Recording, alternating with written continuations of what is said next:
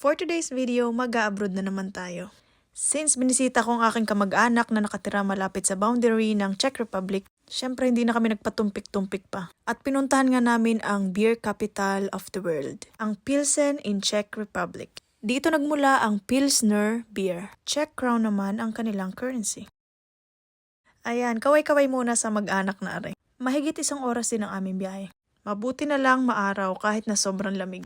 At meron silang beers pa dito, maliligo ka sa beer. No joke. At ito naman ang cathedral ng Saint Bartholomew. Ang nakakamangha ay ang simbahang ito itinayo noong 1295. At gagawa natin yan ng separate na video. Since before New Year kami nagpunta, may nakatayo pa rin na Christmas tree.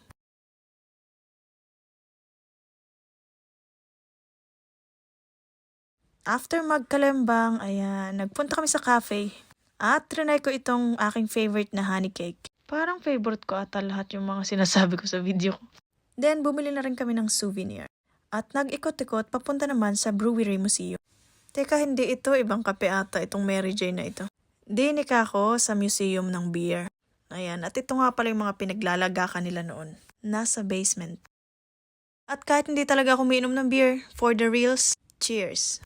At nandito nga tayo sa Cathedral of Bartholomew in Pilsen, Czech Republic. Originally, dati itong Gothic church na itinayo noong 1295. At naging cathedral naman siya noong 1993. So, mga nasa 31 years na rin. Ang cathedral na ito ay ang tallest church tower dito sa Czech Republic na merong 335.5 feet. Ayan, kitang-kita nyo naman ang ganda ng mga detalye ng loob ng simbahan.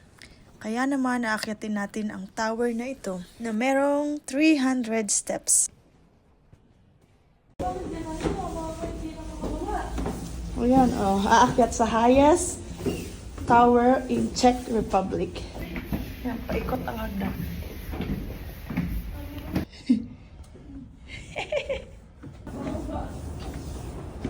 Tarek!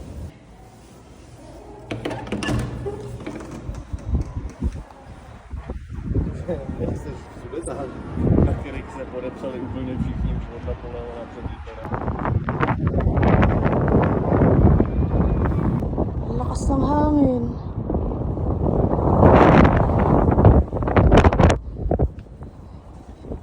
Thank you for watching. Bye!